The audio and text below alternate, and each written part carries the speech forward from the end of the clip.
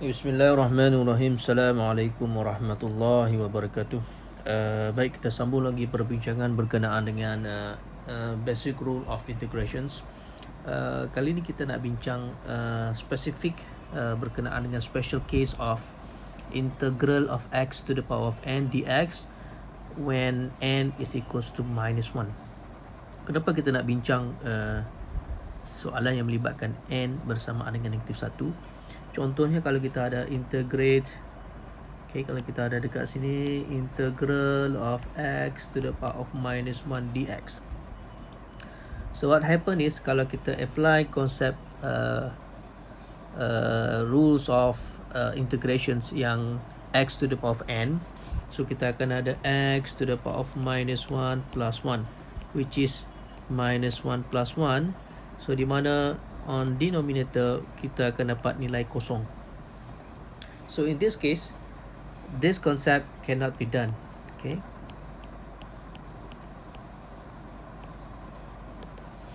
Cannot be done. So kita nak kena discuss a special case tentang specific on n equals to -1. So as we concerned, this n is equals to -1. Basically kita akan dapat integrate of 1 over x dx. Kita nak lakukan proses integral of 1 over x. So sebelum saya pergi lebih detail tentang integral of 1 over x dx, so suka saya ingatkan berkenaan dengan konsep bagaimana kita nak lakukan proses derivative of ln x. So katakan dekat sini kita nak lakukan proses derivative of ln x, d dx of ln x. So here we can simply get 1 over x. Then in order to do the integrate of 1 over x dx, so kita akan guna konsep anti-derivative. Anti-derivative di mana kalau kita differentiate ln x, kita akan dapat 1 over x.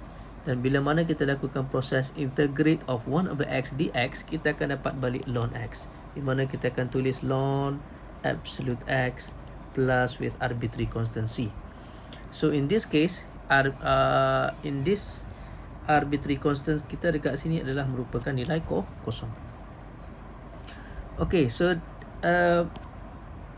katakan dekat sini kalau saya mempunyai function ln yang kedua, katakan dekat sini saya mempunyai ln 1 plus 3x. 1 plus 3x. So katakan dekat sini saya lakukan proses of derivative, saya akan dapat so dekat sini kita akan apply konsep f prime x over fx, di mana kita akan anggap 1 tambah 3x sebagai function fx. So dengan menggunakan konsep f prime x over fx, kita akan simply kita akan dapat 3 bahagi dengan 1 tambah 3x. So di mana 3 di sini kita dapat hasil daripada derivative of 1 plus 3x. Dan kalau kita lakukan proses of integral, the same thing, kalau kita lakukan proses integral of 3 over 1 plus 3x dx. So saya keluarkan 3 sebab dia constant. Dia akan jadi 1 over 1 plus 3x dx. So for 1 over 1 plus 3x, kita akan dapat balik ln 1 tambah 3x. So dekat sini kita akan dapat 3 ln absolute 1 plus 3x. This time we have to divide with the derivative of 1 plus 3x. Ataupun dalam erti kata lain dekat sini saya lebih suka mengatakan coefficients of x, which is 3. So therefore dekat sini kita akan dapat 3 ln absolute 1 plus 3x over coefficients of x, which is 3, plus with arbitrary constant c. So when we simplify, kita akan dapat ln 1 plus 3x plus with arbitrary constant c. So kita akan dapat balik ln 1 tambah 3x dekat sini. So this is actually the concept of antiderivative. Okay, so kita akan gunakan konsep antiderivative untuk dapatkan a special case of x to the power of n, di mana n kita dekat sini adalah nilai negatif 1. Alright, so merujuk kepada konsep ni, so kita boleh katakan in general, in general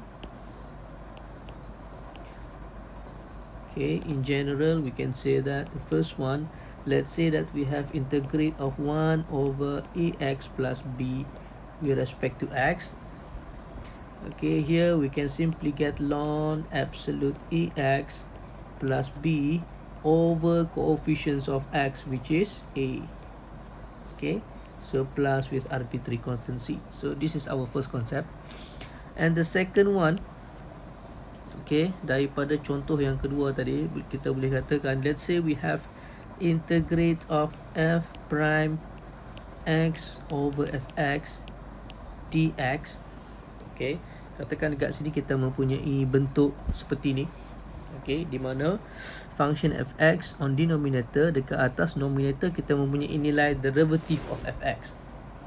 So we can simply get the value of integral, which is ln absolute fx plus c. So remember, this is actually proses yang kita dapat daripada hasil daripada derivative of ln absolute fx. Remember, so bila kita lakukan proses integral, so kita akan dapat balik ln absolute fx plus c. Okay, so insyaAllah kita akan gunakan dua konsep ni untuk kita selesaikan proses of integral. Okay, baik, kita pergi kepada contoh. Alright, so we start with the first example. Okay, so kita ada integral of 2 over x dx. So again, 2 is a constant, kita boleh keluarkan.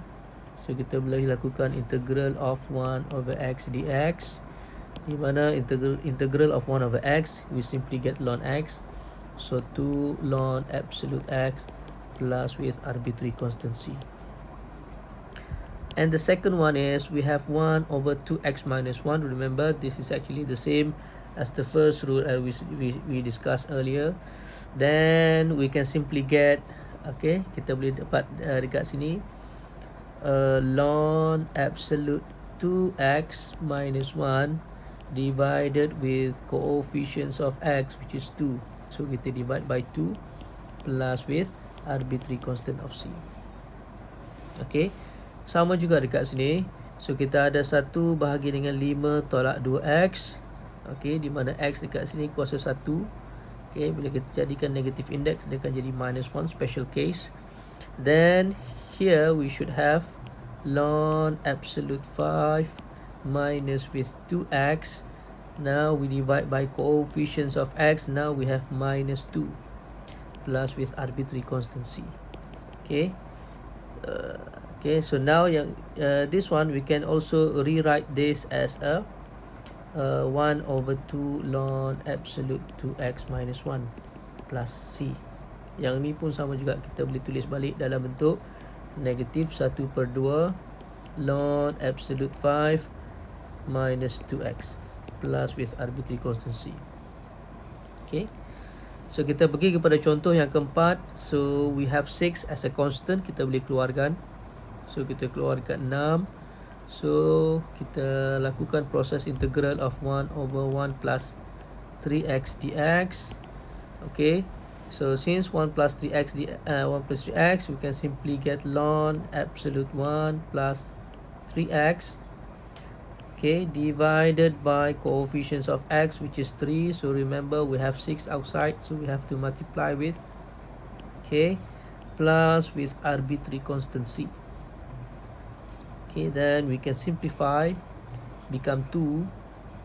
Then here will become 2 ln absolute 1 plus 3x plus with arbitrary constant c. And the last one is, okay, so now we have 2 over 2x plus 1. In this case, we can apply the second rule that we just discussed earlier. So this one kita boleh apply yang kedua tadi. Okay, kita boleh apply yang kedua. So di mana kita notice that 2 over 2x plus 1, this 2 is actually f prime x when we consider this 2x plus y as fx.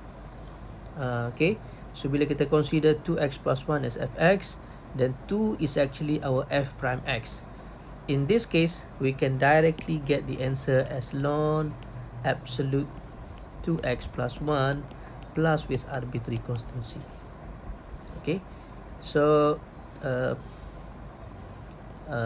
that's all for this example. Inshallah, for the next video we are going to discuss about the integral of the exponent function.